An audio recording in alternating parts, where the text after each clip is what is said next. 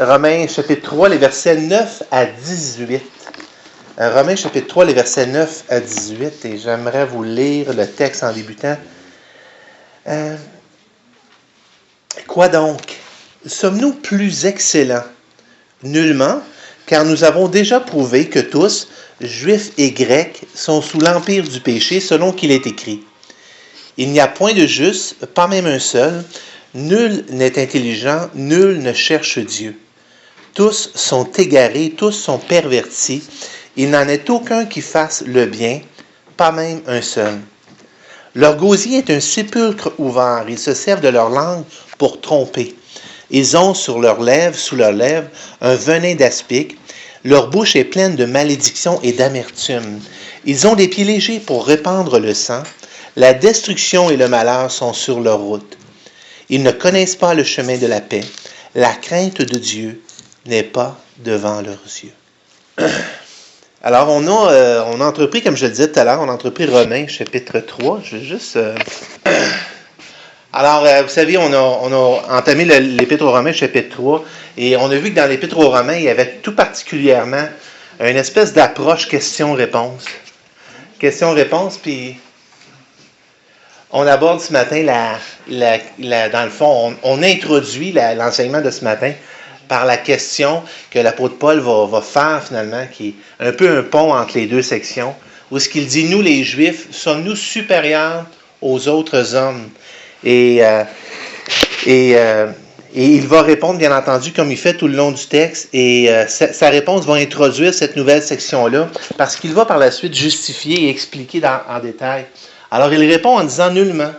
Et dans le passage de 3.9, il nous dit nullement. Alors, est-ce que nous, les Juifs, sommes-nous meilleurs? Alors, vous savez, dans le chapitre précédent, dans les versets précédents, l'apôtre a fait la démonstration à quel point tous les hommes, dans le fond, étaient sous le même chapeau. Tous les hommes avaient la même culpabilité vis-à-vis de Dieu. Tout le monde était, les gens, les Juifs, il sépare le monde en deux groupes. Il va dire les Juifs, les non-Juifs. Tantôt, il va dire les Grecs, les Juifs. Alors, il y a le monde, dans la perspective juive de l'époque, c'était divisé entre les Juifs et les non-Juifs. Tu avais les Juifs, tu avais ceux qui n'étaient pas Juifs. Et souvent, il va donner cette illustration-là. Et puis là, il revient, puis il dit non, les Juifs, nous les Juifs, le peuple juif, nous ne sommes pas meilleurs, car il dit ici, nous avons le même problème, c'est-à-dire que nous avons déjà prouvé, et ça on le fait dans les 3 premiers chapitres, on a fait la démonstration que tout l'univers entier était coupable, était condamné par la lumière de la création qui révélait la gloire de Dieu, par la lumière de la conscience, par la lumière de la loi aussi, de la parole de Dieu, la loi de la morale, la moralité qui est inscrite dans le cœur humain, qui est encore là. Alors l'homme tout entier, peu importe son origine, peu importe sa culture, peu importe son éducation, est exactement aux yeux de Dieu, nous sommes tous exactement et équitablement et également exactement sur le même palier. Et il va utiliser un mot dans le verset 9. Il dit nullement, car nous avons déjà prouvé que tous, Juifs et Grecs, sommes sous l'empire du péché. Il parle de l'empire du péché. Et encore là, le texte, il va rendre, et c'est souvent intéressant d'aller voir un petit peu, puis de lire dans d'autres versions, puis de regarder dans plusieurs versions exactement comment les phrases sont tournées.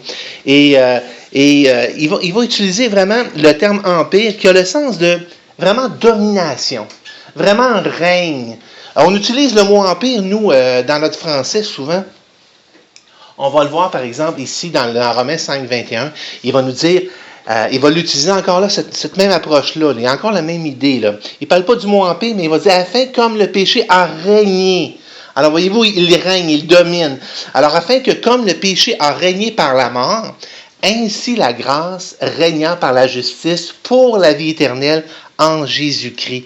Alors, il y a vraiment le sens de domination, il y a le sens de contrôle total, il y a le sens de règne absolu. Et comme je le disais, lorsqu'on pense au mot empire tout particulièrement, on peut penser à différentes choses par rapport à l'empire. Puis on peut penser, par exemple, si on se met à l'époque apostolique, on peut penser entre autres à l'empire grec. Qui avait étendu, si on a une carte un petit peu de l'Europe, puis on voit un petit peu les tentacules, puis toutes les régions que l'Empire grec avait conquis à cette époque-là. Alors quand on pense au mot empire, bien entendu ici, quand on parle de l'empire au niveau spirituel, on parle vraiment d'un contrôle global et total. Et c'est pour ça qu'il va réutiliser, vous savez, quand il y a des répétitions de mots, Jésus a bien dit dans la parole qu'il n'y a pas un iota de lettre, il n'y a pas une petite apostrophe sur une lettre de l'alphabet grec qui va être séparée, qui va tomber dans le vide. Et lorsqu'il y a de la répétition dans un texte biblique, il faut toujours porter attention. Parfois, il y a des vérités qui sont répétées et répétées et répétées, et c'est souvent pour mettre en évidence des vérités absolues. Et parfois, Dieu, tu te dis, pourquoi il redit tout le temps ça, puis il répète, puis parfois il tourne la phrase de bord, puis il va redonner l'opposé, juste pour mettre des enfants, c'est ça qu'on voit dans l'Épître aux Romains. Alors quand on pense à empire, on pense à l'empire grec, alors on pense à des dominations politiques, on pense à des systèmes totalitaires. Il y a eu Rome, il y a eu la Grèce, ça ici, excusez-moi, c'est l'empire romain, c'est pas l'empire grec, c'est l'empire romain. Mais on a eu aussi la Grèce, on a eu différents royaumes, hein, on se souvient de la statue de Nebuchadnezzar qui représentait les différents royaumes de l'histoire de l'humanité jusqu'au retour de Jésus-Christ, qui sont les pieds de la statue, selon la vision. Et on voit cet empire. Il y a aussi, si on est plus proche, si on se rapproche un petit peu plus proche de nous, on peut aussi penser au mot empire. Non seulement dans un contrôle, mais aussi dans un contrôle aujourd'hui un peu plus financier. Un petit peu plus financier ici. Et ça, c'est un bastion du Québec, québécois, qui est un empire financier au Québec. On ne peut pas passer aux côtés. C'est vraiment un empire. Je suis triste à l'idée que ça risque d'être notre prochain premier ministre, mais en tout cas, on ne parlera pas de politique. Mais en tout cas, ici, on voit la puissance de Québécois. Ils sont vraiment partout, là. Alors, on pense à empire, on peut regarder ça sur domination, contrôle. Aujourd'hui, ça se pratique beaucoup au niveau financier. Il y a des méga entreprises et de plus en plus, les médias, là, il y a vraiment des méga entreprises qui se dessinent et le contrôle total et mondial s'en vient de plus en plus dans des méga entreprises. Il y a de moins en moins de compétition. C'est intéressant, j'avais publié à un moment donné sur Facebook tout récemment un article qui justement mentionnait un procès qui était allé en cour supérieure.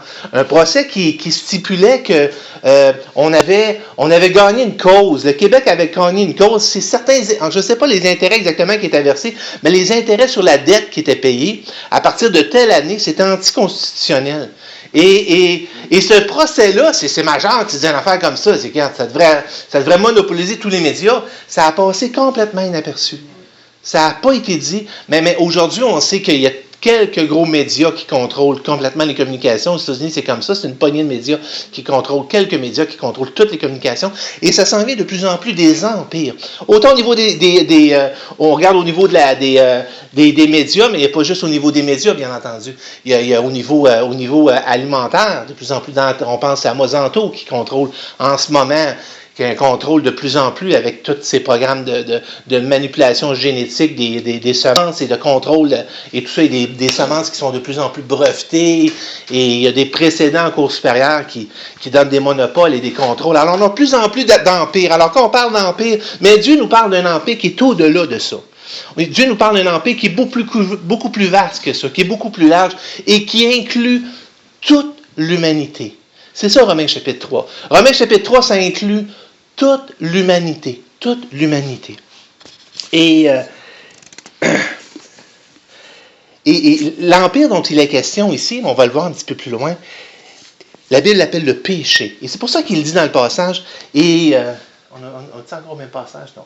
Il va dire, et Dieu enferme tout sous le péché. C'est l'empire dont il est question, c'est vraiment le péché qui s'est étendu absolument à toute la race humaine. À toute la race humaine. Et l'empire, et ce qui est caractéristique qu'on va voir dans la suite des 9 à 18, on va non seulement voir que le péché a atteint tous les hommes, mais non seulement il a atteint tous les hommes, et quand je parle d'hommes, vous comprenez toujours que je parle d'humanité, bien entendu, je ne parle pas des hommes masculins, je parle de l'humanité. Alors, le péché a atteint non seulement toute la race humaine dans sa totalité, mais l'humain dans toutes ses facettes. Le péché a atteint l'individu dans tous ses aspects. a atteint l'être humain dans toutes ses relations, dans tous ses aspects de son être, autant au niveau de son intellectuel, de son intelligence, autant au niveau de son physique, de son corps. Le péché a tout atteint les facettes de la vie relationnelle, personnelle, l'être humain dans son entier. Alors le péché, on va voir, c'est vraiment, lorsqu'il parle d'empire, là, le terme est vraiment fort, c'est vraiment l'empire du péché. Et ça, on va voir un petit peu plus loin ici. Et ce qui est intéressant ici dans le psaume, dans l'introduction du passage ici, ça nous dit au verset 9, ça nous dit quoi donc? Sommes-nous plus excellents? Il dit nullement, et c'est là qu'il va faire la démonstration. Il dit car nous avons déjà prouvé que tous, juifs et grecs, sont sous l'empire du péché. Au verset 10, il va dire selon qu'il est écrit. Selon qu'il est écrit. Et on voit Jésus dans Matthieu chapitre 4 qui va constamment dire il est écrit. Il est écrit. Et partout dans les Écritures, dans l'Ancien Testament, on voit beaucoup des affirmations comme « Et l'Éternel dit ». Et l'Éternel dit. On voit beaucoup ces affirmations-là. Et ici, là, il va introduire, il va utiliser des passages de l'Ancien Testament, particulièrement dans les psaumes. Et ce qu'on peut voir par là, on voit ici que l'apôtre Paul est en train de confirmer l'authenticité et la véracité et l'inspiration de toutes les Écritures. C'est ça qu'il est en train de faire ici. Vous allez voir un petit peu, c'est ça qui est intéressant. Et on va voir que l'apôtre Paul, il va utiliser les passages, il va utiliser 6 passages dans les psaumes.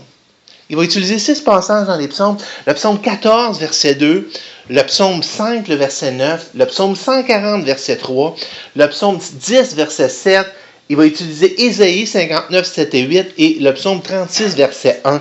Et ça, c'est dans la démonstration lorsqu'il va aborder tous les différents aspects de l'empreinte et de la sphère d'activité du péché, non seulement sur l'ensemble de l'humanité, mais aussi sur tous les aspects de ma vie à moi, de ma vie personnelle à moi. Et c'est ce qu'on va voir un petit peu plus loin ici. Et on va juste peut-être apprendre une seule chose ce matin. On va réaliser que dans les Écritures, c'est quelque chose que peut-être vous réalisez pas, mais c'est ce qui fait de la parole de Dieu un livre exceptionnel. Puis moi, je vous avoue que dans les moments de ma vie où vraiment j'ai été ébranlé dans ma foi, vraiment, tu sais, il y a des bouts là, qu'on a l'impression que tu traverses un désert. Là. Je ne sais pas si vous avez une feuille de route dans le Seigneur un petit peu derrière vous, mais il y a des vallées de désert. Là. Hein, vous vous souvenez le fameux portrait là, où on voit 2 traces de pas, puis à un moment donné, on voit une trace de pas, tu sais, les pas dans le sable, là, cette belle illustration-là, où il y a un discours entre Dieu et l'homme, puis l'homme, il dit à Dieu, garde Seigneur, et il y a un grand moment de ma vie, j'avais juste une empreinte de pied, j'étais tout seul, Seigneur, tu m'as abandonné. Il dit, non, je te portais dans mes bras. Il y a des moments comme ça dans notre vie où on a des grands bouts dans notre vie, où des passages difficiles. Puis, vous savez, dans ma foi, la chose que quand je creuse vraiment, là, puis je me dis, qu'est-ce qui vraiment te convainc? C'est quoi vraiment, vraiment, vraiment, quand tu fouilles là, dans ta foi, là, c'est quoi qui te convainc hors de tout doute que la parole de Dieu, c'est la parole de Dieu? C'est vraiment un livre surnaturel. C'est pas un livre ordinaire. Qu'est-ce qui te convainc? Puis moi, la chose personnellement qui me convainc le plus, et toujours quand je fouille, quand je regarde et quand je m'interroge, là, c'est l'aspect prophétique des Écritures.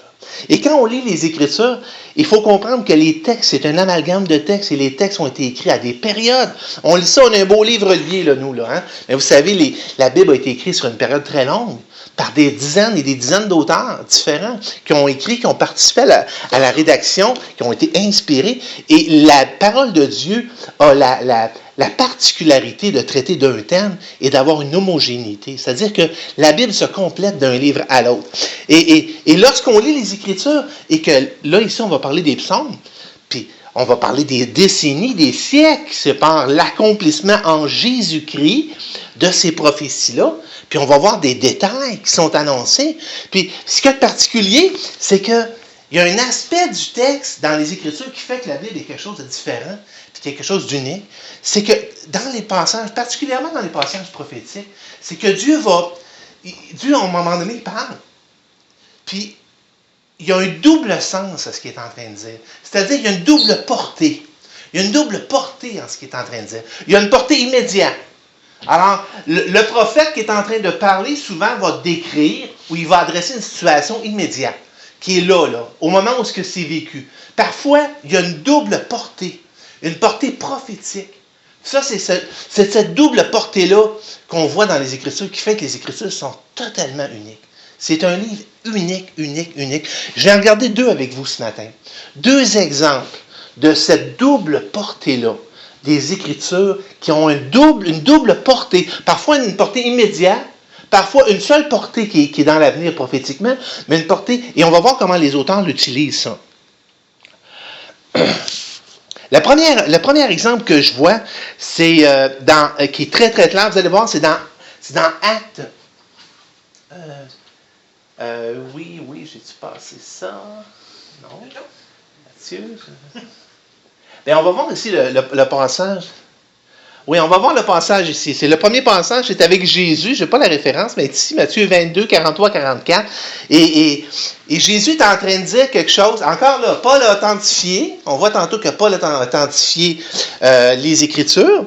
Mais ici, on voit, il l'authentifie parce qu'il dit tel qu'il est écrit. Et alors, il prend les psaumes, puis il est en train de dire que son discours, sa prédication repose sur des révélations de l'Ancien Testament dans le livre des psaumes. Il est en train d'authentifier le fait que les textes de l'Ancien Testament sont inspirés de Dieu. Et Jésus va faire la même chose ici. Il parle aux pharisiens de son époque. C'est aux pharisiens de son époque, puis là, il va lui poser une vraie colle. Une vraie colle. Là. Il va lui dire, et Jésus leur dit, comment donc David, et il dit sous quelle influence David a écrit les psaumes. Il dit, comment donc David, animé par l'Esprit. Vous savez, lorsqu'on parle de la parole de Dieu, on parle de l'inspiration de la parole de Dieu. Mais l'inspiration, le mot serait beaucoup mieux rendu. Et dans le grec, là, ça ne veut pas dire inspiration, ça veut dire expiration. C'est la différence. J'expire, c'est propulsé de la bouche. Tandis qu'inspiration, nous, dans notre petite connaissance de notre langue française, on voit souvent, moi j'ai eu une inspiration, j'ai écrit un chant, j'étais inspiré. Non, c'est pas ce genre d'inspiration-là. Là. C'est l'expiration. Ce sont les mots qui ont été propulsés par Dieu. C'est ça la parole de Dieu. C'est ça quand ça nous dit toute écriture est inspirée de Dieu. C'est le sens de propulser, sorti de la bouche de Dieu. Et c'est ce que Dieu nous raconte ici. Et Jésus, c'est comme ça qu'il va le dire. Il dit, écoutez les pharisiens, là, comment ça se fait que David, animé par l'Esprit, l'appelle-t-il Seigneur? OK, c'est ce qu'il va dire. Alors, ça nous dit, l'appelle-t-il Seigneur lorsqu'il dit, le Seigneur dit à mon Seigneur, assis-toi à ma droite jusqu'à ce que je fasse de tes ennemis ton marchepied. OK? Alors, David ici, là, Jésus va citer le passage. C'est quel passage? C'est dans le psaume 110, verset 1. Jésus authentifie l'inspiration des Écritures. OK? C'est une des preuves en tant que croyant qu'on doit conserver lorsqu'on parle. Si on parle des inconvertis, aussi ce matin, vous êtes plus ou moins sûr si la Bible est inspirée de Dieu. Je ne sais pas ce que vous en êtes, mais la Bible se dit inspirée de Dieu. La Bible se confirme par elle-même. Et ça, c'est un des éléments. Jésus confirme un autre texte comme étant inspiré. Dans la construction du canon biblique, vous savez ce que j'entends par canon biblique? C'est-à-dire, les livres, comme je le disais tout à l'heure, la Bible n'est pas arrivée comme ça, on ne l'a pas tout vendu d'une roche avec les 66 livres de la Bible, mais on a assemblé les livres. Et pour la sélection des canons bibliques, pour déterminer si les livres, tel livre, si Matthieu, si Chronique, si l'Ancien et le Nouveau Testament était un livre retenu dans le canon biblique, il fallait que la doctrine et l'enseignement concordent à l'ensemble des Écritures. C'est des vérifications comme ça. Et lorsqu'on voyait des hérésies, parce qu'il y a une unicité dans la parole de Dieu. Alors, lorsqu'on voyait des hérésies, les livres étaient tas. C'est pour ça que vous allez entendre aujourd'hui. Puis on sort des vieux livres aujourd'hui, hein? On sort plein de vieux livres qui sont totalement... C'est de la vieille, c'est du réchauffage. Il n'y a rien de nouveau, là. L'Évangile de Judas, l'Évangile de Thomas, l'Évangile de Marie-Madeleine, c'est pas des livres inspirés, ça. Pourquoi on ne les a pas retenus, des livres, dans cette recherche-là? Premièrement, c'est que souvent, dans le texte biblique, souvent, les livres vont être cités par d'autres auteurs dans la Bible. Okay? C'est la raison pour laquelle on retient le livre. C'est sûr que Jésus va citer le Deutéronome et les livres vont se citer entre eux autres. C'est une première chose. Mais une deuxième chose, c'est la confirmation. La confirmation de la doctrine et de l'enseignement qui est uniforme. Et c'est une des choses. Il y avait des hérésies, il y en avait plein des gens qui se disaient inspirés, même à l'époque apostolique. Et même l'apôtre Paul va faire une reproche à l'église de Corinthe, si ma mémoire est bonne. Il va dire, non, c'est à Thessalonique. Parce que les chrétiens étaient tout ébranlés. Ils étaient tout ébranlés parce qu'il y en a qui disaient que l'enlèvement avait déjà eu lieu. Puis que le retour de Christ était déjà là. Puis il dit, hey, il dit, je sais que il y en a qui vous ont fait encore des choses. Puis vous avez peut-être même reçu une lettre, une épître, comme venant de moi. Fait qu'il y avait vraiment en circulation des hérésies. Et l'apôtre Jean, dans la première épître de Jean, va adresser certaines de ces hérésies doctrinales-là, qui sont encore du réchauffé, qu'on voit encore aujourd'hui dans des erreurs doctrinales. Et c'est répété, c'est réchauffé comme ça. Mais ce qui fait de la parole de Dieu, ce qui fait qu'un livre était retenu dans le canon biblique, c'est l'unicité, c'est le fait qu'elle respecte l'ensemble des doctrines qui sont énoncées clairement par les autres livres de la Bible. Et ça, mais une des choses qui est intéressante, Jésus ici va non seulement citer les Écritures, mais en même temps aussi, il va donner comme une double portée. Parce que dans le psaume 110, verset 1, ce qu'il faut savoir, c'est que David, il parlait à l'immédiat. Là. Tu lis ce texte-là, et on va voir dans l'eunuque, dans le prochain exemple, il y a deux portées. Il y a une portée immédiate, que l'auteur est en train de dire, qui s'applique souvent. Il va dire, par exemple, Jésus va dire à la croix, il va dire, une bande de scélérats tourne autour de moi. Il est en train de décrire la scène de Christ crucifié, mais il y a une scène réelle que David est en train de vivre dans sa persécution. Là. David a fui Saül, David était... Tu sais, il y a des situations toutes particulières qu'il a vécues. Il y avait une première portée, mais il y a une portée prophétique de ce qu'il est en train de dire. Alors, il y a ce double sens-là aux Écritures. Et c'est exactement ce que Jésus fait en citant David, en citant le psaume 110, verset 1. Il va citer, il va authentifier, mais il va récupérer. Puis là, il va dire aux pharisiens, il va dire, si c'est son Seigneur, parce que ça dit dans le texte, le Seigneur dit à mon Seigneur. Puis les Juifs, ils savaient lire, hein? Le Seigneur dit à mon Seigneur. Il dit, comment ça se fait qu'il l'appelle son fils si c'est son Seigneur? Méchant de colle. Jésus est en train de parler de lui-même. Hein? Puis il va dire un peu plus loin dans les textes, il va dire aux pharisiens, il va dire, si vous cherchez dans les Écritures, ce sont les Écritures qui rendent témoignage de moi.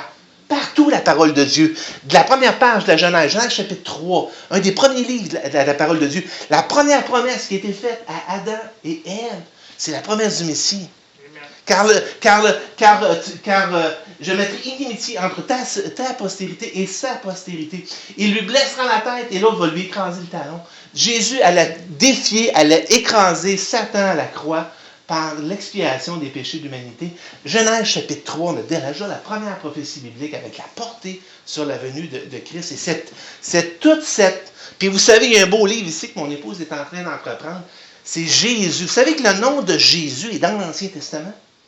Vous savez que les Juifs, s'ils lisent, ils sont supposés de savoir même le nom du Messie qu'il allait porter. Et Jésus est dans l'Ancien Testament. Ça, c'est des éléments intéressants. Mais on voit ici la double portée dans le livre des Psaumes. Et j'aimerais vous emmener maintenant dans une illustration de Actes. Actes, ici, on a l'illustration de Philippe. Philippe, qui est un des premiers diacres de l'Église apostolique, un des premiers apôtres et diacres. Et ça nous dit ici, un ange du Seigneur s'adressant à Philippe, lui dit, « Lève-toi, va du côté du midi, sur le chemin qui descend de Jérusalem à Gaza, celui qui est désert. » Il se leva et partit. OK? Et voici un Éthiopien, un eunuque, ministre de Candace, reine d'Éthiopie, et surintendant de tous ses trésors, venu à Jérusalem pour adorer, s'en retournait assis sur son char. Il lisait le prophète Ésaïe. Je ne sais pas si pour vous, mais j'aimerais tellement ça que ça vienne faire. Dieu, souvent, le Saint-Esprit de Dieu peut mettre des initiatives, peut mettre des fardeaux sur notre cœur, puis nous diriger si on est attentif, parfois dans certaines situations. Il va mettre des choses sur notre cœur pour intervenir dans des soit pour l'évangélisation, soit pour d'autres choses. Mais on le voit d'une façon toute particulière ici. Et Dieu avait fait deux choses. Dieu est en train de préparer le cœur de cet Éthiopien-là qui marchait. Puis vous savez, à l'époque, c'était des rouleaux. C'était des rouleaux. Alors, la Bible tout entière n'existait pas, premièrement, parce que le Nouveau Testament n'avait pas encore été rédigé, là, mais c'était principalement l'Ancien Testament, puis c'était des rouleaux. Puis l'Éthiopien s'en allait dans sa charrette,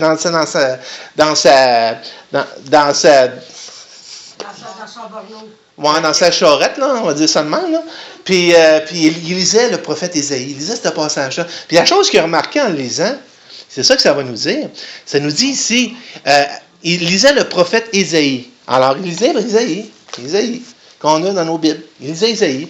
Et il dit, l'Esprit lui dit, avance-toi, approche-toi de ce champ. Philippe accourut, il l'entendit. Fait qu'il approche, puis là, il écoute, puis il l'entend. Hey, il dit, il est en train de lire Isaïe. Il est en train de lire un bout dans Isaïe, extrêmement pertinent pour l'Évangile. Et Philippe, ce qu'il va lui dire, il va dire, est-ce que tu comprends ce que tu lis? Comprends-tu ce que tu lis? Tu es en train de lire Isaïe, comprends-tu ce que tu lis? Et l'eunuque va répondre, il va dire, comment le pourrais-je si quelqu'un ne me guide? Fait que ça dit, il invita Philippe à monter et à s'asseoir avec lui. Le passage des Écritures qu'il est en train de lire, écoutez bien, là, le passage des Écritures qu'il est en train de lire, c'était celui-ci. Il a été mené comme une brebis à la boucherie, comme un agneau muet devant celui qui le tond. Il n'a point ouvert la bouche. Dans son humiliation, son jugement a été levé. Et sa postérité, qui la dépeindra? Car sa vie a été retranchée de la terre. Alors l'eunuque est en train de lire ce bout-là. Première question qu'il voit, première constatation, l'eunuque dit, de qui il parle? Il parle-tu de lui-même? Ou s'il parle de quelqu'un d'autre? Alors il semble le voir dans le texte comme une double portée. Une double portée. Il dit ici, est-ce de lui-même ou de quelqu'un d'autre? Alors Philippe, commençant par ce passage, il lui annonça la bonne nouvelle de Jésus. C'est sûr que c'était la matière idéale. J'aimerais donc ça rencontrer quelqu'un sur le coin des doigts en train de lire Isaïe, ce passage-là. Fabuleux. J'ai déjà manqué mon coup souvent, on manque de pertinence quand on n'est pas assez vif dans le Seigneur. Des fois, on se dit souvent, ah, j'aurais dû dire ça à la personne. Ça vous est déjà arrivé, ça?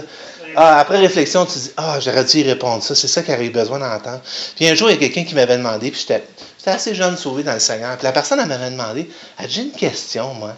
Elle dit, tu sais, la parabole des noces, là, dans les évangiles, que le roi il envoie des invitations, il invite plein de monde, puis là, ils viennent pas, il invite les boiteux, les robineux, va chercher tout le monde, il remplit la salle, puis il arrive dans la salle, puis il y en a un qui n'a pas l'habit.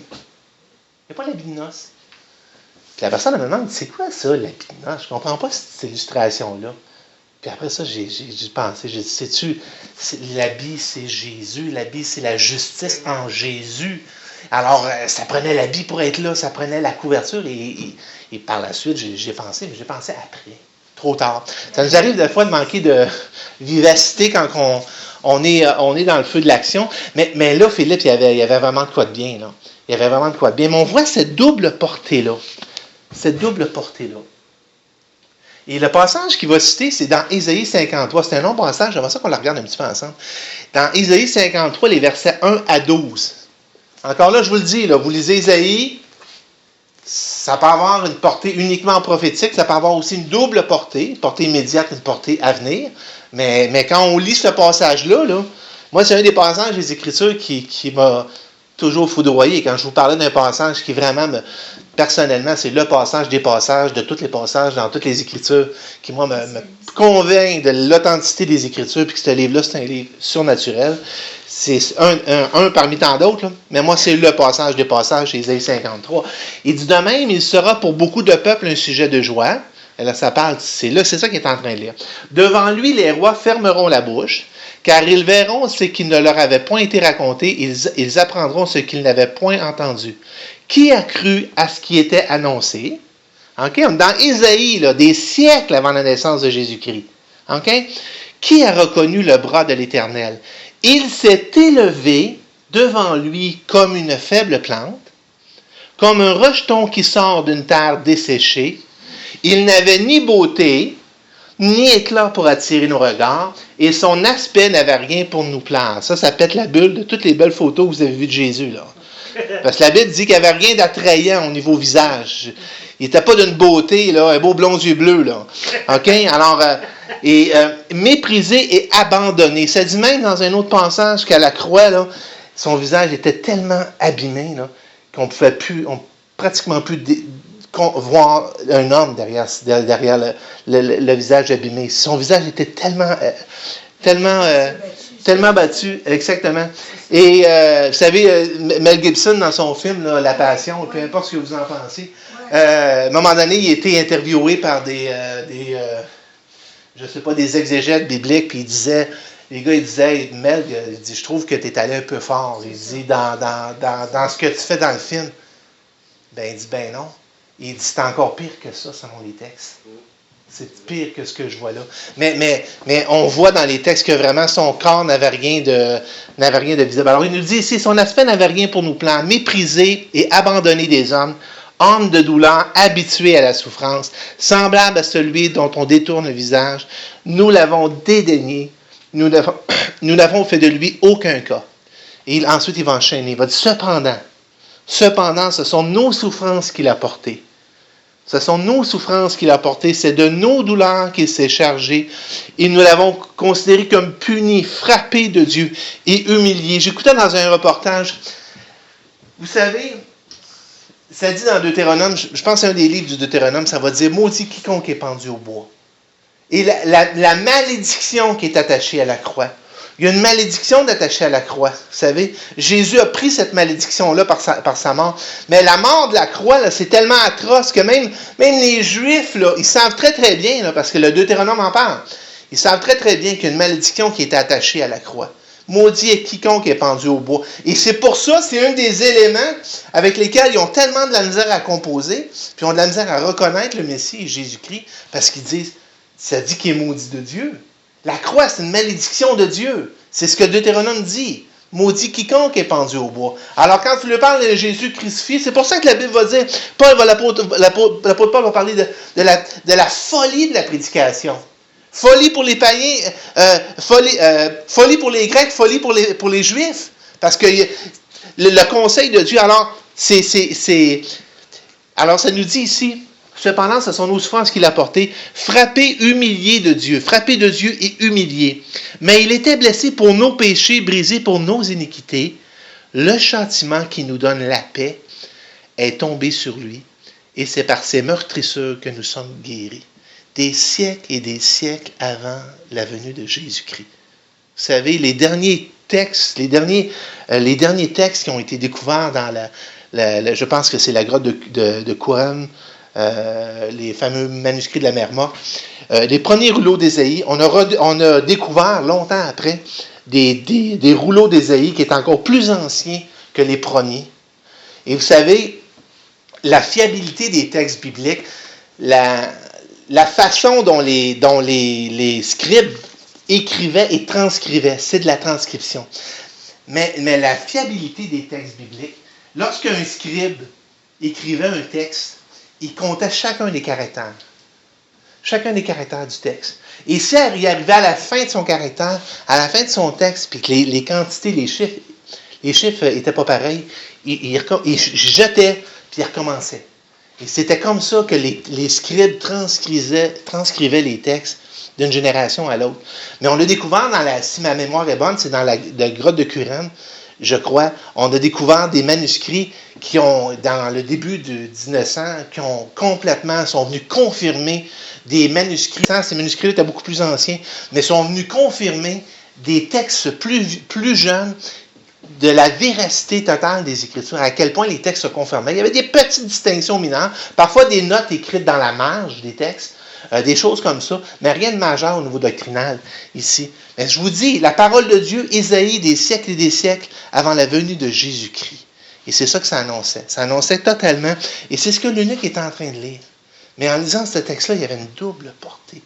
Une double portée. Et c'est pour ça que Paul va dire que Paul va dire en ouvrant le passage et en citant les psaumes, il est écrit. Il est écrit.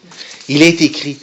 Et il va citer, il vient authentifier. Mais on voit cette double... C'est pas le seul endroit dans les Écritures. Alors ici, si on termine le texte ici... je suis...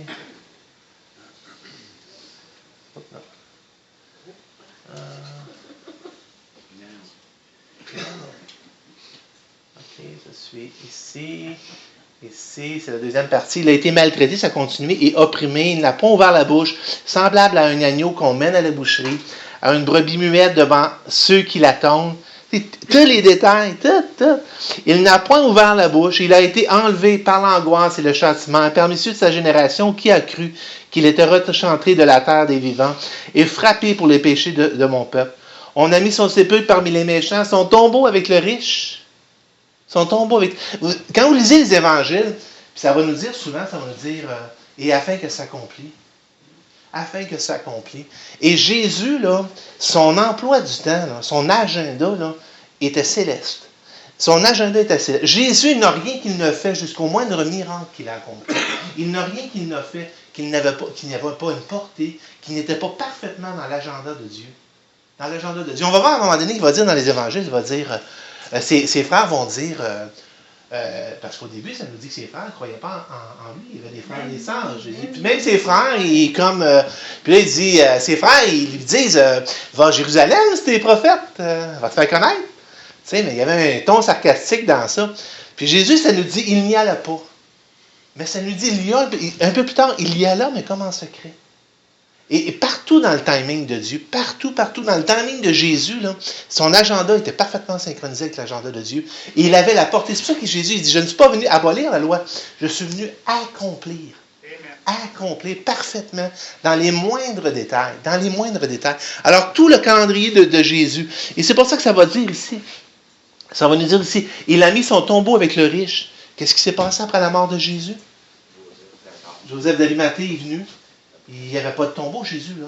Il a acheté un tombeau, il a donné un tombeau pour enterrer Jésus dans le tombeau du riche. Complètement en contrôle de Jésus. Il y a des gens qui disent, ah, Jésus, il savait juste des affaires, là, puis il a organisé sa vie là, pour accomplir ces affaires-là. Je vous dis, quand tu es sur la croix, là, puis que les psaumes te disent qu'ils vont partager ta tunique, je vois mal le contrôle que tu peux avoir là-dessus, là. Tu es sur la croix, tu es cloué, là. Alors, il y a une portée prophétique des prophéties de Jésus qui était complètement hors de son contrôle, là. Alors, c'est vraiment... Alors, tous les aspects du calendrier de Jésus étaient complètement synchronisés avec la volonté de Dieu. Il ressaisira ses regards par sa connaissance. Alors, ça nous parle... Alors, vois-tu, mon serviteur juste justifiera beaucoup d'hommes. Il se chargera de leur iniquité. C'est pourquoi je lui donnerai sa part avec les grands et il partagera le butin avec les puissants, parce qu'il s'est livré lui-même à la mort, qu'il a été mis au nombre des malfaiteurs, parce qu'il a porté les péchés de beaucoup d'hommes et qu'il a intercédé pour les coupables. Alors, Ésaïe 53, c'est ce que l'eunuque est en train de lire, c'est le passage qui est utilisé, et on voit ça dans les Écritures, cette double portée-là. J'aimerais vous en remontrer une autre double portée, puis on va possiblement conclure là-dessus. Ici, c'est dans le livre des Actes, c'est Étienne. Étienne qui va citer, vous savez, Étienne, un des premiers diacres de l'Église, qui va être lapidé, carrément, au début des Actes, il est lapidé, mis à mort par les Juifs de son époque. Et il va citer un passage du Deutéronome.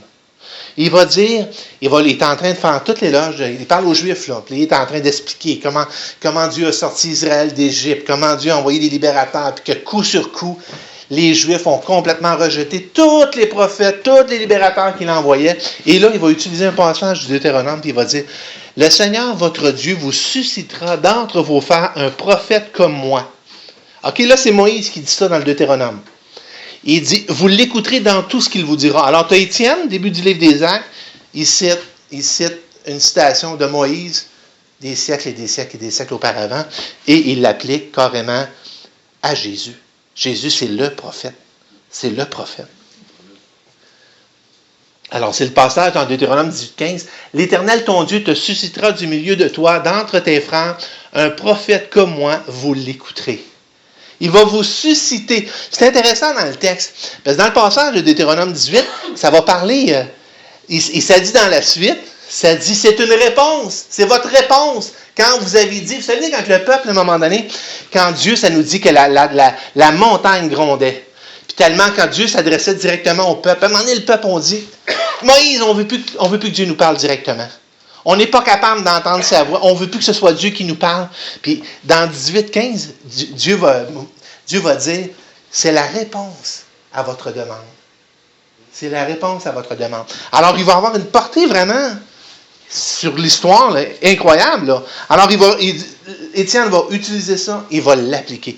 Étienne authentifie l'inspiration des Écritures, il prend l'aspect prophétique, il l'applique très clairement, il identifie, il dit, voici Jésus. Et c'est pour ça que Jésus dit, ce sont les Écritures qui rendent témoignage de moi. Parce que partout, Jésus est partout. Vous allez le voir dans l'Ancien Testament sous l'ange de l'Éternel. Son nom n'est pas nécessairement mentionné comme Jésus partout, mais vous allez voir l'ange de l'Éternel. Et vous allez voir quand les trois anges, remarquez le texte un peu, lisez un peu. Vous allez voir le texte quand les trois anges parlent de détruire Sodome et Gomorrhe. À un moment donné, tu vois, ça dit, il parlait avec l'ange de l'Éternel, puis après ça nous dit dans le texte, il parlait avec Dieu. Tu dis, écoutez, à qui il parle? On voit la double portée. Prenez le temps de le lire, là. Allez voir, Isa. Puis on voit la double portée. Puis on voit que quelque part, là, ça nous parle, l'ange de l'Éternel, ça nous parle Dieu. Vous savez, c'est pour ça que je vous dis, la seule façon d'interpréter les Écritures, là, c'est de lire l'ensemble des textes, puis c'est de conclure à ce que la Bible affirme. OK? Et que ça passe ou non par mon raisonnement, c'est des conclusions qui sont omniprésentes dans les textes. Et c'est comme ça qu'on applique des doctrines. Une doctrine n'est pas appliquée sur la base uniquement de mon raisonnement humain. C'est une reconnaissance d'un ensemble d'enseignements des Écritures. Si ça dépasse ma capacité de concevoir ça, c'est pas ça qui va déterminer.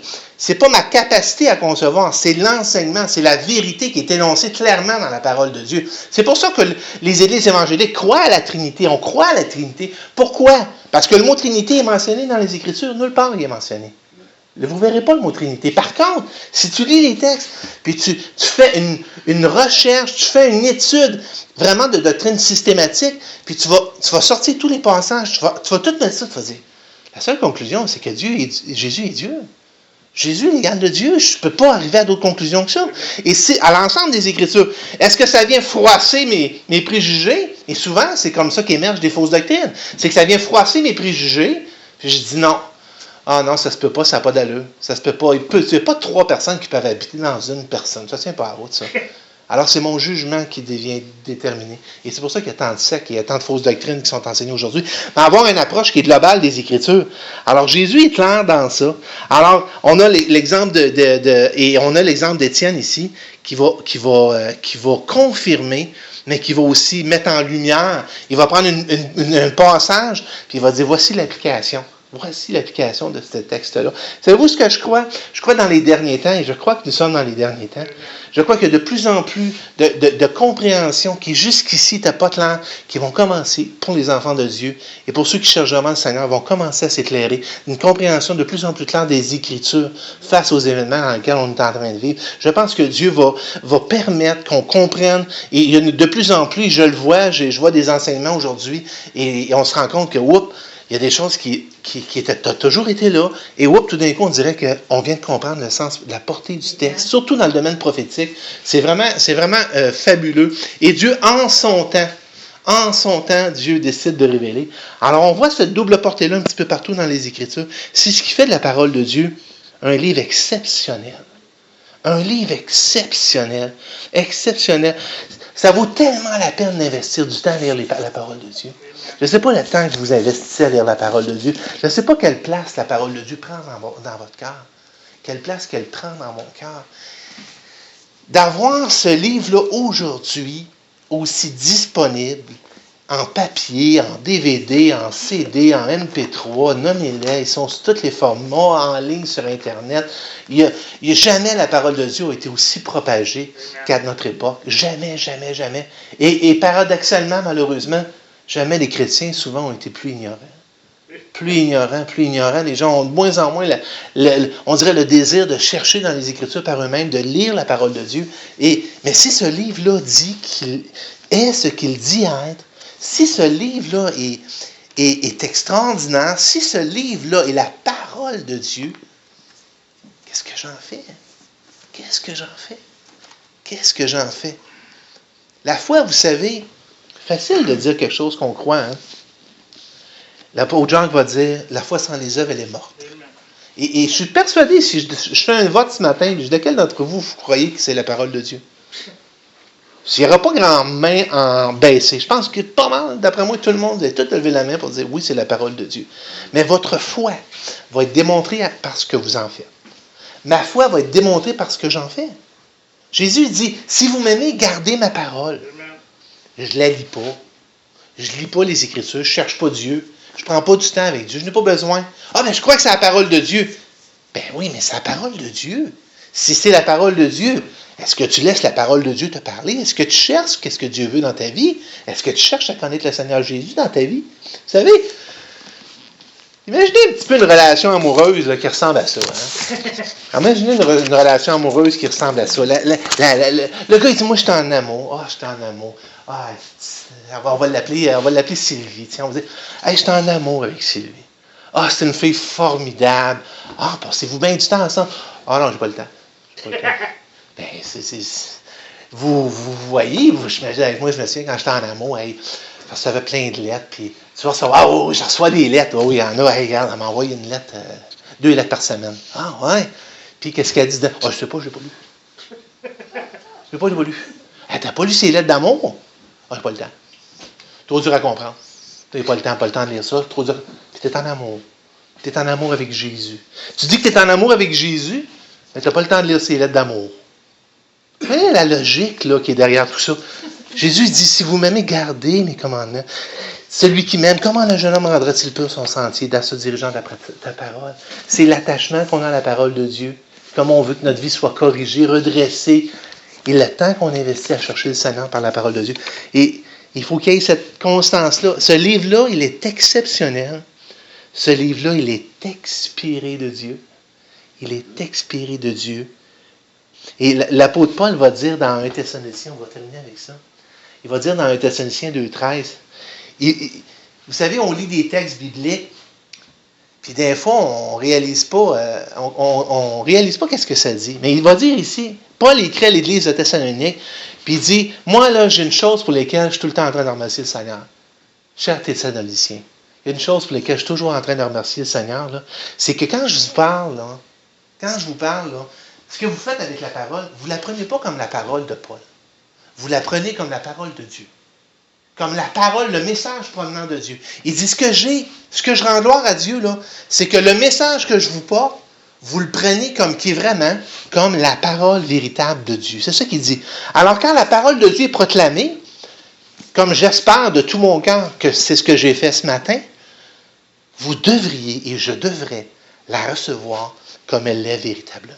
Bien sûr, examiner toutes choses. Bien sûr, examiner toutes choses. Je ne suis pas Dieu en personne.